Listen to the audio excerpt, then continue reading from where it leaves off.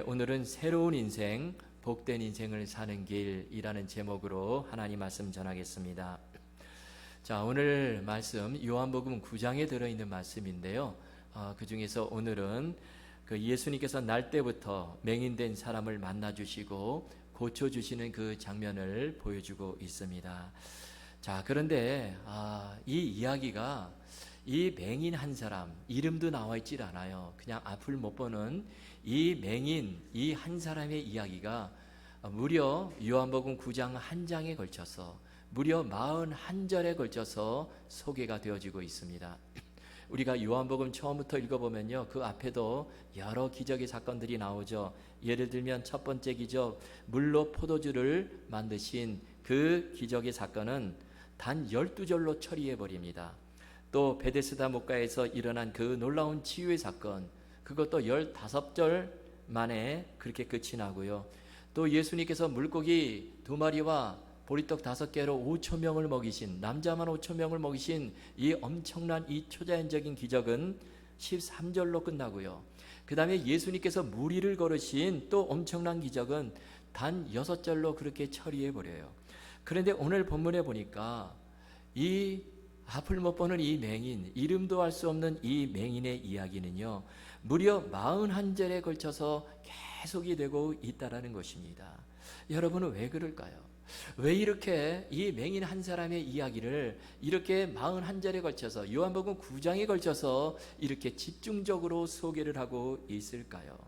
제가 곰곰이 생각해 보니까 여기에 놀라운 메시지가 있습니다. 그것이 뭐냐면, 여러분, 우리 예수님께서는 연약한 한 사람, 한 개인을 절대로 잊지 않으시고 절대로 그냥 지나치지 않으시고, 우리 예수님의 관심은 그 무명의 사람, 지금도 눈물을 흘리고 아파하고 문제 가운데 그렇게 정말 부르짖고 그렇게 주님의 도우심을 애타게 기다리는 사람, 그 사람들을 절대로 외면하지 않으시고 만나주시고 주목하시고 새로운 인생을 살도록 주님께서 도와주신다라는 것입니다. 여러분, 오늘날도 마찬가지예요. 이때 당시 맹인만이 아니라 오늘날도 마찬가지입니다. 우리 주님의 최고의 관심은 바로 저와 여러분 한 사람 한 사람에게 가 있습니다. 우리가 어떤 사정이 있든지 어떤 형편이 있든지 우리 주님은 우리의 모든 것을 다 아시고 우리를 도와주시고 새롭게 주시고 일어나게 하시고 회복시켜 주시기를 원하시는 우리의 주님이 되신다라는 거예요. 이 놀라운 메시지를 주시기 위해서 오늘 요한복음 9장 이 41절이나 되는 긴 이 절들을 통해서 이 메시지를 끊임없이 우리에게 주시고 있는 것입니다. 자, 이런 의미에서 오늘 본문이 저와 여러분에게 주시는 그 첫 번째 메시지는 이것입니다. 그 어떤 사람도 예수 그리스도를 만나게 되면 새로운 인생, 주 안에서 복된 인생을 살 수 있다라는 것입니다. 사실 우리가 이 말씀을요, 수도 없이 들었어요. 우리 예수님만이 우리 인생의 정말 문제 해결자가 되신다, 우리가 예수님을 깊이 만나야 된다, 이 말씀을 귀가 따갑도록 들었습니다. 그런데 이 이야기를 또다시 반복할 수밖에 없는 것은 왜 그렇습니까? 우리 주 예수 그리스도가 너무나 중요하기에, 우리 예수님만이 우리 인생의 진정한 문제 해답이 되시기에, 우리 예수님만이 우리의 치유자가 되시고 우리의 인도자가 되시기에 오늘 이 본문을 통해서 다시 한번 이 메시지를 선포할 수밖에 없습니다. 여러분, 오늘 본문은 이렇게 시작을 하죠. 1절 말씀입니다. 우리 1절 함께 읽겠습니다. 시작. 예수께서 길을 가실 때에 날 때부터 맹인된 사람을 보신지라. 자, 이게 보니까 예수님께서 길을 지나가시다가 맹인된 사람을 보신지라, 이 보신지라 이 단어를 썼어요. 근데 이 맹인은 날 때부터 맹인된 사람입니다.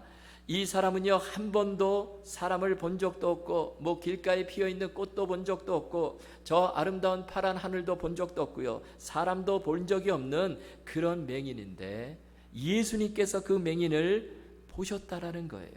저 보신지라 저 단어는요, 그냥 우연히 본 것이 아닙니다.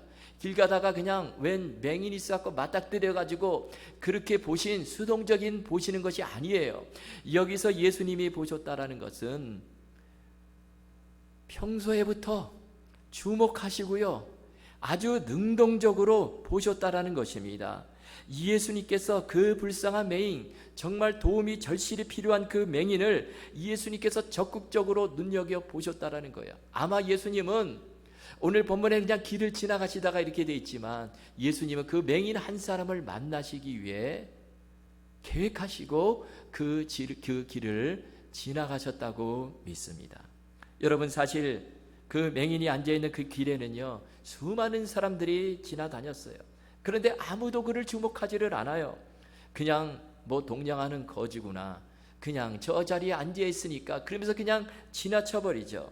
심지어는 예수님의 제자들조차도 그 맹인을 어떻게 대하고 있습니까? 보니까 그냥 예수님이 가시다가 길을 멈추시니까 따라서 멈추시고요. 그리고 이 제자들이 어떻게 반응을 하죠? 2절에 보시면 이렇게 말씀합니다. 제자들이 물어 이르되 랍비여, 이 사람이 맹인으로 난 것이 누구의 죄로 인함이니까? 자기니까 그의 부모니까? 저 말씀에 보면 지금 제자들은요, 이 맹인을 하나의 연구 대상, 토론의 대상으로 보는 거예요. 어떤 신학적인 연구 대상, 저 사람이 저렇게 지금 눈 못 뜨고 저렇게 있는 거, 저거 분명히 죄 때문인데 저 사람의 죄 때문인가 아니면 부모의 죄 때문인가, 그런 연구 대상, 토론의 대상으로 보았다라는 것입니다. 이렇게 그 길을 지나다니는 사람 아무도 그 맹인에게 관심을 보이질 않았어요. 그러나 우리 예수님은 그렇게 대하질 않으시죠. 그 맹인을 능동적으로 주목하십니다. 불쌍히 여기세요. 그 필요가 무엇인지 다 알고 계세요. 그래서 3절에 보면요, 예수님께서 뜻밖의 이런 놀라운 말씀을 하십니다. 우리 3절 함께 읽겠습니다. 시작. 예수께서 대답하시되 이 사람이나 그의 부모의 죄로 인한 것이 아니니라. 그에게서 하나님이 하시는 일을 나타내고자 하심이라. 아멘. 참으로 놀라운 말씀을 하시죠. 지금 이 사람이 이렇게 소경된 것은 이 사람의 죄 때문이 아니라 이것은 바로 이 맹인을 통해서 살아계신 하나님을 드러내고 하나님께서 영광을 받으시고 또 하나님이 전파되는 그런 놀라운 축복의 인생을 살게 하기 위해서 잠시 이 맹인에게 이런 어려움을 허락하셨다. 우리 주님께서 이렇게 말씀하시는 것입니다. 저는 이 말씀을 이렇게 보면서요, 너무 감격이 되었어요. 아, 이게 우리 주님의 마음이구나. 이게 우리 주님의 시각이구나. 우리 주님의 시각은 우리 사람의 시각과 정말 다르구나. 우리 사람은요, 어떤 사람을 보면 우리도 제자들처럼 토론의 대상으로 여길 때가 많아요. 그냥 가십거리로 생각하고요, 그냥 뒤에서 수군수군대고 그렇게 살아가는 적이 많은데, 그러나 예수님은 그것이 아니라 이 소경에게 주신 말씀처럼, 그 불쌍한 소경에게 주신 말씀처럼 이 사람은 하나님의 일을 나타내기 위함이다. 이렇게 새롭게 해주시고 그 사람의 인생을 변화시켜 주시고 뿐만 아니라 저 여러분의 인생도 새롭게 변화시켜 주시기를 원하신다는 거예요. 여러분, 그러므로 우리도 어떤 문제와 낙심과 절망 속에 있다 할지라도 우리도 주님을 깊이 만나게 되고 주님을 끝까지 신뢰하고 주님을 붙들게 되면 마찬가지로 주님께서 우리가 생각지도 못할 그 놀라운 그 인생으로 우리에게 축복의 길로, 우리를 은혜의 길로 그렇게 인도해 주실 것입니다. 한국 기독교 서적 가운데 최초로 100세 인쇄 출판 기록을 세운 책이 있습니다. 여러분, 100번 찍어낸 거예요, 책을. 이게 쉽지가 않아요. 근데 그 책이 바로 낮은 대로 임하소서라는 책인데요, 이 책은 37살의 나이에 이 두 눈을 실명하고 온갖 어려움 속에서도 드디어 하나님을 만나고 새롭게 일어서게 되는 이 안요한 목사님 이야기를 다루고 있습니다. 영화로도 제작이 되었죠. 낮은 대로 임하소서라는 영화로도 만들어졌습니다. 이분이 시골교회 가난한 목사님의 아들로 태어나 그렇게 자라나는데요, 근데 아버지가 시골교회에서 너무나 힘들게 목회를 하고요, 너무 고달픈 목회를 하다 보니까 이 아들이요, 자라면서 반발심이 막 생겼어요. 반발심이 생기니까 얼마나 못되게 구는지 그 아버지가 시무하는 교회 문 앞에다가요 이런 포스터를 붙입니다. 하나님은 계시지 않느니라. 안요한복음 1장 1절. 그거를 교회 문에다가 딱 붙인 거예요. 또 뿐만 아니라 주 예수를 믿으라 하면서 뒤에다가 물음표를 붙이고요. 차라리 내 하나님을 믿으라. 그러면서 안요한복음 1장 2절. 이런 포스터를 교회 문 앞에 붙여버렸습니다. 성도들이 지나가면서 뭐라고 생각을 했겠습니까? 이렇게 참으로 못되고 정말 말 안 듣고 그런 아이로 자라나는데, 그러자 이 아버지 목사님과 이 어머니가요 눈물을 흘리면서 그 아들을 위해 기도합니다. 그런데 안요한은 계속해서 어긋난 길로 가요. 그러면서 하나님 없이도 내가 이 세상에서 잘 살 수 있다, 이것을 보여줘야지. 그러면서 나름대로 열심히 세상을 살아갑니다. 그러다가 아내를 만나서 결혼을 하고 두 딸을 낳게 되고, 그러다가 이제 주한 미 8군에 근무하다가 미국 정부의 초청을 받아가지고요 이제 미국에 갈 준비를 하고 있었어요. 완전히 이제 꿈에 부풀어 가지고요 내가 이제 정말 잘 나가는 인생 한번 살아야 되겠다, 그렇게 준비하고 있는데, 그런데 그때 큰 시련이 닥치게 되죠. 갑자기 원인 모를 안질이 생기고요 시력이 급격히 떨어지더니 37살에 두 눈이 완전히 실명이 되었어요. 오늘 본문에 나오는 이 맹인처럼, 이 맹인은 날 때부터 맹인이 되었는데요, 안요한 이분은 잘 보다가 37살 되던 해에 맹인이 되었으니 이게 얼마나 이게 통탄할 노릇이겠습니까? 시력을 잃어버리자 어떤 일이 벌어지냐면, 아내도 안 목사님을 버리고 그 다음에 가족이 그를, 딸들도 버리고 그를 그렇게 떠나가요. 그래서 그는 완전히 삶의 의미를 다 잃어버리고 자살을 시도하게 되는데, 그것도 뜻대로 안 되고, 그러다가 그렇게 비참하게 살아가던 어느 날 하나님의 음성을 듣게 됩니다. 그 음성이 무슨 음성이냐면, 네가 혼자가 아니라는 증거를 내가 보여주리라. 그러면서 구약성경 320쪽이 너의 것이니라, 이런 음성을 어느 날 듣게 돼요. 그래가지고요 이 안요한 이분이요 너무 궁금해가지고 지나가던 학생을 붙잡고 구약성경 320년 거기를 읽어달라고 부탁을 합니다. 그런데 여러분, 구약성경 320년 무슨 말씀이 적혀 있을까요? 놀랍게도 그 말씀이 바로 여호수아서 1장이에요. 그 말씀을 학생이 읽어 내려가는데요, 내 평생에 너를 능히 당할 자가 없으리니 내가 모세와 함께 있었던 같이 너와 함께 있을 것이다. 내가 너를 떠나지 아니하며 버리지 아니하리니 너는 마음을 강하게 하고 담대히 하라. 두려워하지 말고 놀라지 말라. 내가 어디로 가든지 네 하나님 여호와가 너와 함께 함이니라. 이 말씀이 들려오는데, 안요한 이분이요 그 말씀을 듣고 마음에 큰 은혜를 받고요, 그렇지 하나님이 나와 함께 하시는구나, 거기서 비로소 하나님을 인격적으로 만나게 되고요. 그래서 어떻게 됩니까? 이분이요 목사님이 돼요. 신학을 공부하고 목사님이 되고요. 그래서 전혀 다른 삶을 살게 되는데, 하나님이 바로 눈을 못 뜨고 절망 가운데 있는 이 안요한 이분을 찾아오시고 그를 변화시켜 주시고 새로운 인생을 살도록 도와주시는데, 그래서 그 이후로 이분이요 하나님을 위해서 자신의 일생을 드리게 되는데, 놀라운 일들이 막 벌어지는 거예요.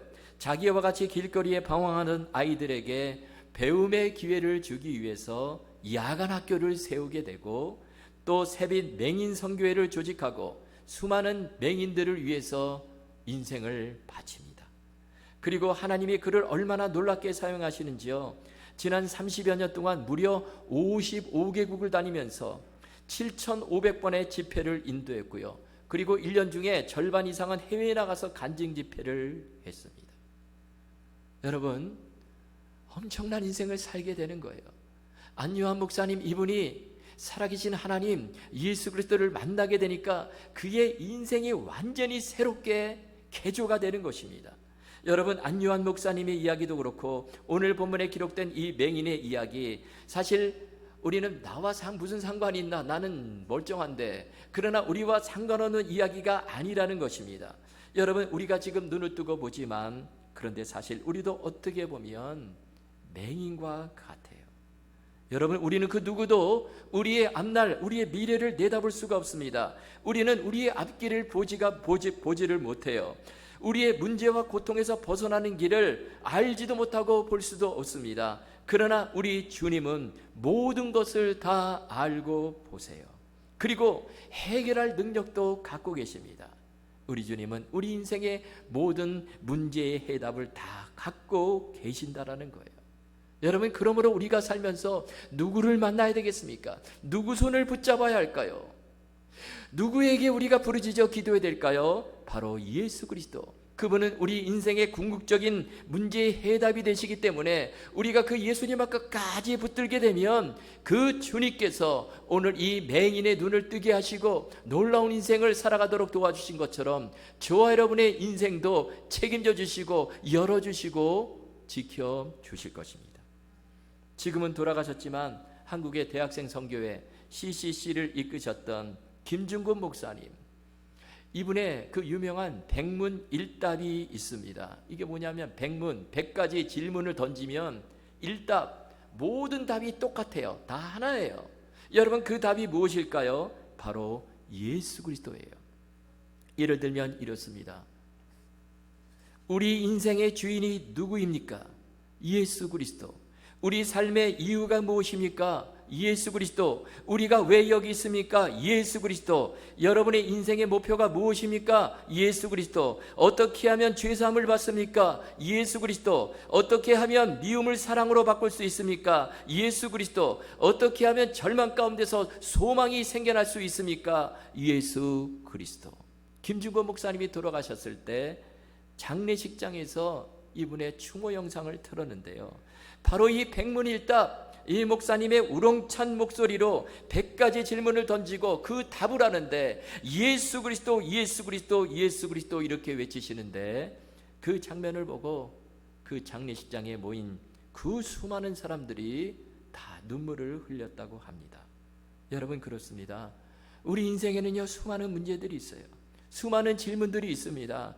100가지, 1000가지, 아니 10,000가지 셀 수 없이 많은 그런 질문들이 있는데 그 답은 오직 하나예요. 예수 그리스도이시라는 것입니다. 여러분, 이 말씀 붙잡으시고 오직 예수 그리스도만 내 인생의 해답으로 삼으시고요, 그 주님 가슴 깊이 날마다 만나심으로 우리도 새로운 인생, 정말 회복의 인생, 주님께 쓰임받는 그런 축복의 인생을 다 사실 수 있기를 주님의 이름으로 축원합니다. 또 한 가지 우리에게 주시는 말씀은 주님을 믿고 끝까지 순종할 때 주님의 놀라운 역사를 보게 된다는 것입니다. 자, 예수님은요, 그 맹인을 주목하시고 만나주시고 이제 어떻게 하십니까? 6절 7절에 보니까 이 땅에다가 침을 뱉으셔가지고 진흙을 이기셔서 그거를 그 맹인의 눈에다가 발라주세요. 그리고 저 실로암 못에 가서 씻으라, 그렇게 말씀하십니다. 그런데 왜 예수님께서 이렇게까지 하셨을까? 여러분, 의문이 들죠. 사실 이 사람은 지금 앞을 못 보는 맹인이에요. 이렇게 되면 예수님이 그 사람을 좀 배려하시고 생각하셔서 뭐 그냥 실로암 못에 가라, 그렇게 말할 필요도 없이 그 자리에서 따뜻하게 손을 얹어주시고 내 눈을 떠질지어다, 이렇게 말씀해 주시고 눈을 뜨게 하시면 좋을 텐데 왜 이렇게 힘들게 침까지 뱉으셔가지고 진을 이겨가지고 그거를 눈에 발라주시고 그리고 다른 데 있는 그 실로암 못에 가서 눈을 씻으라, 그렇게 말씀하셨을까요? 여러분, 여기 실로암 연못이 나오는데요, 이 실로암 연못을 보면 이런 의문이 더 커지게 됩니다. 여러분, 실제로 이 실로암 못, 그곳에 접근하려면 거기까지 이 맹인이 가야 돼요. 그리고 이 실로암 못은 보면 돌을 깎아서 만든 그 계단을 내려가야 합니다. 그래야 물을 만질 수가 있어요. 여러분, 그 실로암 연못 사진을 좀 보여주세요. 저기 사진 2개가 있죠. 여러분, 왼쪽에 있는 사진은 이거는 좀 개량이 된, 나중에 좀 이렇게 보수하고 수리한 그런 실로암 연못인데요, 저 왼쪽 사진은 전통적으로 저기가 실로암 연못이다, 그렇게 생각을 하고 오래전부터 그 성지순례를 많은 사람들이 저 실로암 연못으로 성지순례를 했어요.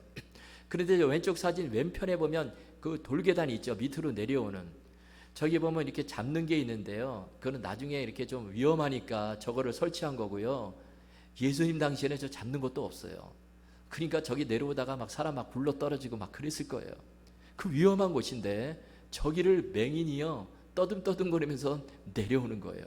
그리고 오른쪽 사진은 최근에 이 개발된 실로암 연못이다 그렇게 추정을 하는 곳인데요. 그런데 어떤 학자들은 저 오른쪽에 나오는 저 사진이, 저 실로암 연못이 진짜 예수님께서 말씀하신 실로암 연못이다 그렇게 주장을 합니다. 저기도 보니까 오른편에서 이렇게 내려오는 그 돌계단이 있죠. 저것도 좀 위험해 보입니다. 여러분, 그냥 눈이 멀쩡한 사람도 이렇게 좀 내려오다가 발을 헛디디게 되면 넘어지고 위험한데, 그런데 앞을 전혀 못 보는 맹인이 저기를 저렇게 내려와 가지고 그 물을 만진다고 하면 생각해 보세요. 내려오다가 그냥 막 넘어져 가지고 막 멍도 들고요, 막 그랬을지도 몰라요. 그런데 어떻게 해서든지 떠듬떠듬 저 맹인은 주님의 말씀, 그 말씀을 기억하고 그 말씀에 순종해서 저 계단을 내려오게 되는 거예요. 그리고 내려와서 드디어 그 물을 만지게 됩니다. 물이에요. 그래가지고 너무나 기뻐서 그 물을 얼굴에다가 끼얹습니다. 그리고 그 물을 눈에다가 막 그냥 물로 막 씻어요. 씻다 보니까 어떤 일이 벌어집니까? 캄캄했던 암흑에서 빛이 들어오기 시작해요. 그리고 눈이 떠집니다. 그리고 보니까 그 물가에 반사된 태양빛이 비추고요, 그리고 맞은편에 사람들의 모습이 보이는 거예요. 기적이 일어나게 되었습니다. 여러분, 어떻게 이런 기적을 이 맹인이 볼 수 있었을까요? 그것은 바로 예수님의 말씀대로 그 어려운 상황 속에서도, 앞을 못 보는 가운데서도 실로암못까지 가고 저 돌계단을 내려오고, 그리고 주님 말씀대로 그 물에 가서 씻었더니 앞을 보게 되는, 광명을 보게 되는 놀라운 기적을 체험하게 되는 것입니다. 여러분, 비슷한 사건이요 성경에 많이 나오는데요, 그 중에 오병이어의 사건도 마찬가지예요. 오병이어의 사건, 사복음서에 모두 다 기록이 되어 있는데요, 마태복음에 보면 그때의 상황을 이렇게 묘사를 하고 있습니다. 마태복음 14장 15절입니다. 우리 함께 읽겠습니다. 시작. 저녁이 되매 제자들이 나와 이르되 이곳은 빈들이요 때도 이미 저물었으니 무리를 보내어 마을에 들어가 먹을 것을 사 먹게 하소서. 여기 보니까 그 배경이 나와 있는데요, 먼저 빈들이다. 빈들은 광야예요. 그리고 때가 저녁 때입니다. 여러분, 저녁 때는 이제 하루의 일을 이제 다 마치고 이제 저녁 때가 되오는데요, 이때 되면 배가 고픈 시기죠. 그런데 아무것도 없는 광야예요. 정말 답이 없는 그런 어려운 상황입니다. 그런데 그때 예수님께서 제자들에게 너희가 먹을 것을 주라 이렇게 말씀하세요. 이 말씀을 들은 제자들, 우리 아무것도 없는데, 자신의 한계 상황을 느낍니다. 그런데요, 그러다가 보니까 웬 어린아이가 도시락을 갖고 왔는데 거기 보니까 떡 5개와 물고기 2마리가 있는 거예요. 그래서 그거를 얻어가지고 얼른 예수님께 드렸습니다. 그런데 그 상황에서 이제 제자들이 한 것이 무엇일까요? 제자들이 한 것은 처음부터 끝까지 순종했어요. 그들은 그저 주님의 말씀에 순종하고 또 순종했다라는 것입니다. 주님이 떡 5개와 물고기 2마리를 가져오라 그러면 가져오고요, 사람들을 무리를 지어 앉히라 그러면 앉히고, 이제 나눠주라 그러면 나눠주고요, 남은 것을 거두라 그러면 거두게 되는 거예요. 제자들은요 사실 한 일이 하나도 없습니다. 제자들은 주님 말씀하신 대로 따지지 않고 그대로 순종을 했더니 엄청난 기적의 역사가 나타나게 되는 것이죠. 떡 5개와 물고기 2마리로 남자만 5,000명, 전체 숫자로 따지면 2만 명이나 되는 엄청난 사람을 먹이고 12광주리에 채우는 부스러기가, 이런 놀라운 기적을 보게 되는 것입니다. 여러분, 우리가 주님의 제자다 그러죠. 여러분, 제자의 힘이 무엇일까요? 여러분, 우리가 성도의 힘이 무엇일까요? 그것은 바로 순종할 때 생기는 힘입니다. 이해가 안 되고 납득이 안 되는 상황 속에서도 주님께 순종할 때 그 순종이라는 통로를 통해서 주님의 그 놀라운 능력이 흘러가게 된다는 것입니다. 그런데 여러분, 순종이 참 힘들 때가 있죠. 오늘 본문에 나오는 맹인처럼 정말 실로암못까지 가야 되고요, 그 위험한 돌계단을 내려가야만 합니다. 또 물로 그 눈을 씻어야 되는 그런 힘든 과정을 거치는 것이 바로 순종이에요. 여러분, 우리가 순종이라는 이 단어에는요, 이미 그 단어는 어렵고 힘들다, 이것을 다 포함하는 단어입니다. 그런데 그럼에도 불구하고 오직 주님 바라보고 주님의 약속의 말씀 믿고 내가 희생하고 손해보고 그렇게 주님 붙들고 순종한다면 반드시 주님의 놀라운 역사를 보게 된다라는 거예요. 마이클 야코넬리라는 분이 쓴 영성이라는 책이 있는데요, 그 책에 보면 이런 이야기가 나옵니다. 제2차 세계대전 때 그 프랑스의 어느 시골 마을에서 이 전투가 벌어졌습니다. 그런데 그 전투에서 한 미국 병사가 그만 목숨을 잃었어요. 그러자 동료들이요, 너무 안타까워가지고 그 시신을 그냥 그 자리에 버리고 갈 수 없어서 그 몇 마일 떨어진 곳에 보니까 한 교회가 있는 거예요. 그래서 그 교회를 찾아갔습니다. 그 교회는 흰 울타리가 쳐져 있는 작은 이 공동묘지가 딸려 있는 교회였는데요. 그래서 그 교회 그 공동묘지에다가 동료의 시신을 묻으려고 그 교회를 찾아갔어요. 그래서 문을 두드리니까 웬 허리가 굽고 나이가 많은 성직자가 나오는데요. 그러자 한 병사가 정중하게 부탁을 해요. 지금 친구가 전쟁터에서 죽었습니다. 내 친구를 이 교회에 좀 묻어주고 싶습니다. 좀 부탁합니다. 그러자 성직자가 이런 말을 하는 거예요. 미안합니다. 같은 신앙을 가진 사람이 아니라면 이곳에 묻어줄 수가 없습니다. 그렇지만 우리 교회 이 묘지 울타리 밖에다가 묻는 것은 괜찮습니다. 그런 말을 하는 거예요. 그러자 그 친구 병사들이 그 말을 듣고 화가 나는 거예요. 그래도 안 된다고 그러니까 어쩔 수가 없어서 할 수 없이 그 울타리 바로 밖에다가 친구를 묻어 주었습니다. 다음 날이 되어서 이제 떠나야 되는데요, 그래도 병사들이 마지막으로 그 죽은 친구 작별 인사를 하기 위해서 그 묻은 시신을 묻은 곳으로 갔어요. 그런데 보니까 어디다 묻었는지 찾을 수가 없는 거예요. 뭐 땅을 판 흔적도 없는 거예요. 깨끗합니다. 그래서 하도 이상해서 병사들이 다시 교회 문을 두드렸어요. 그리고 성직자에게 물었습니다. 어떻게 된 일인지. 그러자 성직자가 얼굴에 미소를 지으면서 이런 말을 하는 거예요. 어젯밤에 당신들이 떠난 후에 제가 사실 잠을 이룰 수가 없었습니다. 그래서 오늘 아침 일찍 일어나서 내가 울타리를 좀 밖으로 이렇게 옮겨 놓았습니다. 그렇게 되니까 그 친구를 묻은 그 자리가요, 울타리 안으로 들어오게 된 거예요. 그래서 이 친구들이요, 그 친구를 묻은 자리를 찾을 수가 없었던 것이죠. 여러분, 왜 마이클 야코넬리가 이런 이야기를 그의 책 속에서 했을까요? 여러분, 우리 주님이 바로 그런 분이시라는 거예요. 우리 주님은요, 저와 여러분을 위해서 자신의 울타리를 넓히신다는 것입니다.